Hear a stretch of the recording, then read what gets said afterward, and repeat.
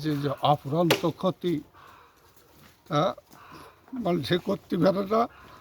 আমি বলার ভাষা হারাই ফেলেছি। এত লক্ষ লক্ষ টাকা খরচ করে মানে ছোট ভাই যেটুকু খরচ করিল।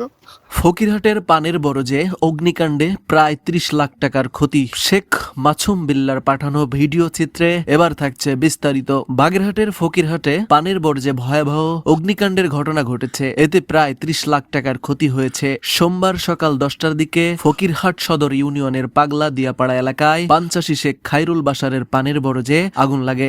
এই বরাজের মালিক হচ্ছে আমি, সে খাইরুল বাসার পাগলা দিয়াপাড়া।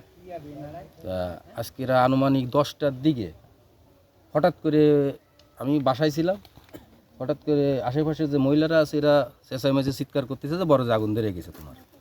এই বললে আমি বাড়ি থেকে দৌড়ে বেরোয় আসি। বেরোয় আসার পরে আরও অনেক লোকজন একসাথে বেরোয় আসে।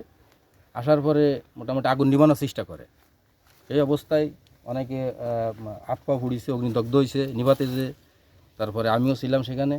সেই অবস্থায় আমরাও চেষ্টা করেছি, কিন্তু কোনো চেষ্টাই কাজ হয়নি।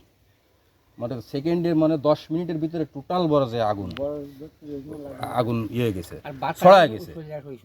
তারা এমনভাবে নাশকতা পরিকল্পিত না মাফিক এই কাজটা করছে, টোটাল পরিকল্পনা মাফিক এই কাজটা করছে। একাধিক জায়গায় ওই যেটাতে আগুন লাগাইছে ওই টাইপের গ্যাস লাইট পাওয়া গেছে, তারপরে এই সুবরি পাতা পাওয়া গেছে।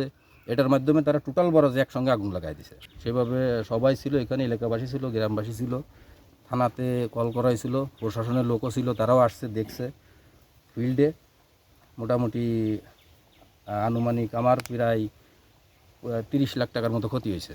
আপনারা এই যা দেখলেন যে যে অফুরন্ত ক্ষতি তা মানুষে করতে পারে না। আমি বলার ভাষা হারাই ফেলেছি। এত লক্ষ লক্ষ টাকা খরচ করে মানে ছোটো ভাই যেটুকু খরচ করিল। অন্তত 10-15 জন লোক তাদের কর্মসংস্থান ছিল, এখন উঠতেমুখী এসে সত্যতামূলকভাবে এই বরাজে আগুন দিয়ে 3-4 জায়গায় আগুন দিয়ে পাতাই করে আগুন নিয়ে চালে দিছে এবং গ্যাস লাইটও পাওয়া গেছে জায়গায়। এবং এর সুস্থ বিচার আমি আপনাদের কাছে চাই। ক্ষতিগ্রস্ত পাঞ্চাশির দাবি শত্রুতামূলকভাবে আগুন দেওয়া হতে পারে। খবর পেয়ে কৃষি বিভাগ ও পুলিশ ঘটনাস্থল পরিদর্শন করেছে। এই ঘটনায় থানায় লিখিত অভিযোগ করা হয়েছে এবং আগুনের কারণ তদন্ত করা হচ্ছে।